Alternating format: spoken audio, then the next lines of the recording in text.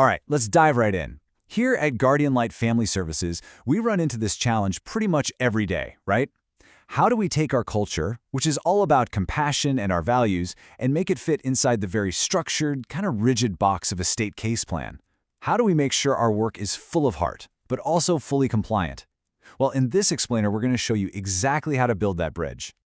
You know, everything we do, every single action, comes from this one powerful idea. This isn't just some nice-sounding quote on a wall. It's our absolute core belief.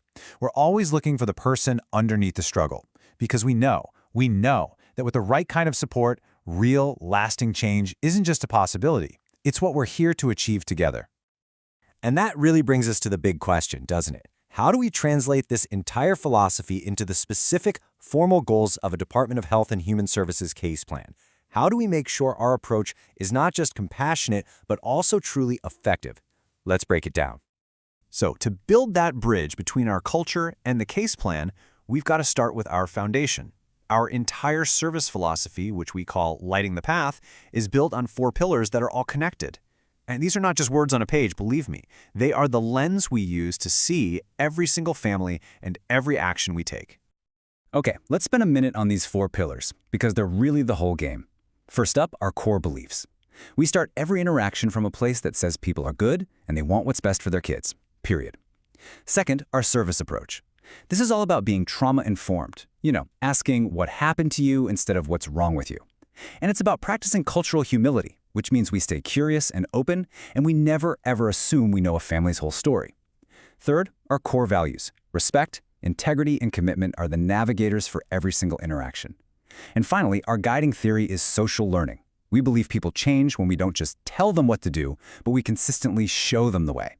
This right here, this is our foundation. So if those pillars are our why, then our 5-step service model is our how. This is the practical tool. It's the actual bridge that connects our big picture philosophy to the work we do every single day with families. It's how we turn our values into real, tangible action. And this model right here, this shows the exact path we walk with every single family. It all starts with engagement, where we just focus on building trust. From there, we move it to helping them find their own desire for change. Then we get practical and provide the skills and resources, followed by that crucial ongoing practice and support. And finally, we get to clarify and, most importantly, celebrate their goals and outcomes. It's a clear, repeatable process that makes our work both deeply compassionate and highly effective. All right, let's get this out of the world of theory and into the real world. Because theory is great, but practice is where it all counts, right? So we're going to walk through a really common case plan goal, securing stable housing, and you'll see exactly how our 5-step model brings our philosophy to life. Okay, just look at the difference here. The state's goal is a directive, caregivers will. Our very first move is to translate that into a collaborative we statement with the family. This isn't just playing with words, folks. This tiny shift changes the entire dynamic from one of compliance to one of true, genuine partnership. It's huge. So we start right at the beginning with step 1, engagement. This is where we live and breathe our motto, connection before correction. Before we could even begin to talk about solutions or plans, we have to build a real foundation of trust. So what does this look like in practice? It starts with just listening to their housing story with real empathy. We build trust by exploring what the word home even means to them, and then we introduce this really crucial idea of felt safety.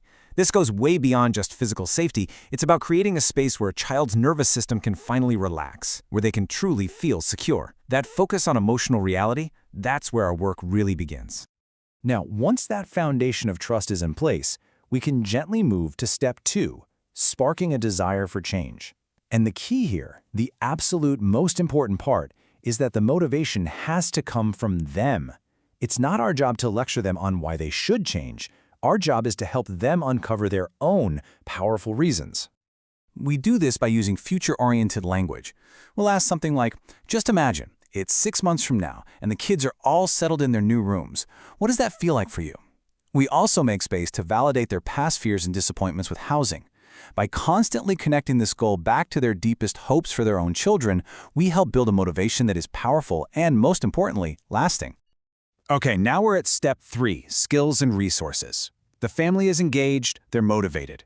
This is where we get to roll up our sleeves and provide the practical, hands-on support they need to actually move forward. And this is where we do more than just hand them a pamphlet. Instead of just giving them a phone number, we're going to sit right there with them and model how to fill out an application. We'll connect them to great local resources like Nebraska 211, and we might even role-play a tough phone call to a potential landlord. Every one of these steps is about normalizing the act of asking for help and reframing it as a sign of incredible strength. Step 4, practice and support, is where our commitment really shines. Getting a family a set of keys isn't the end of the goal. We are right there with them, providing that consistent encouragement as they practice all these new skills and navigate the setbacks that are, let's be honest, gonna happen. This is where our trauma-informed approach is so absolutely vital. We celebrate every small win like it's the Super Bowl. When a rental application gets denied, we don't get frustrated, we co-regulate. We help them stay in their calm, thoughtful, wise owl brain, instead of letting that reactive, panicked watchdog brain take over. We become the model for the stability and patience that maybe they've never experienced before. And that brings us to our final step, goals and outcomes. This is where we tie all of our supportive, relational work back to the formal case plan, and we define success in a way that is clear, measurable, and truly meaningful to the family. We actually work with the family to figure out what success looks like, not just for the case plan, but for them. Yeah, that could be a big goal, like maintaining housing for 6 months, but we also track and celebrate all the smaller wins along the way, like just submitting 3 applications. We empower them by asking, so how will you know that things are getting better? That process reinforces their own power and builds the confidence they need for success that lasts. You know, a huge part of our culture is that we measure what truly matters. We absolutely have to satisfy the requirements of the case plan, of course. But our definition of success goes so much deeper than just checking a box. Here's a perfect example of how we track progress. We measure all the official stuff, like a signed lease. Utilities are on. Check, check. But then we also measure what really matters. Look at that last line. Children report feeling at home. This brings us all the way back to that idea of felt safety. This is how we know our work is shifting from just being transactional to being truly transformational. Throughout this entire process, our language is everything. We are constantly reinforcing a strengths-based perspective. We have to make it clear that asking for help isn't a failure. It is a brave and resourceful act. It's what responsible parents do to make sure their kids are safe. Framing it that way is absolutely essential to protecting their dignity and building their belief in themselves. So, we've walked through our philosophy and our process, but you know what the most important element is? It's you. Our culture here at Guardian Light isn't just a binder on a shelf. It's a living, breathing thing that exists in your daily interactions. You are the mission in action. And it doesn't matter what your role is. Whether you're a family support worker out in the field or a member of our incredible admin team, you are the one who brings this culture to life. When you stay curious, when you model patience, and when you ground all of your work in empathy, you are the one building that bridge between our mission and the families who need us most.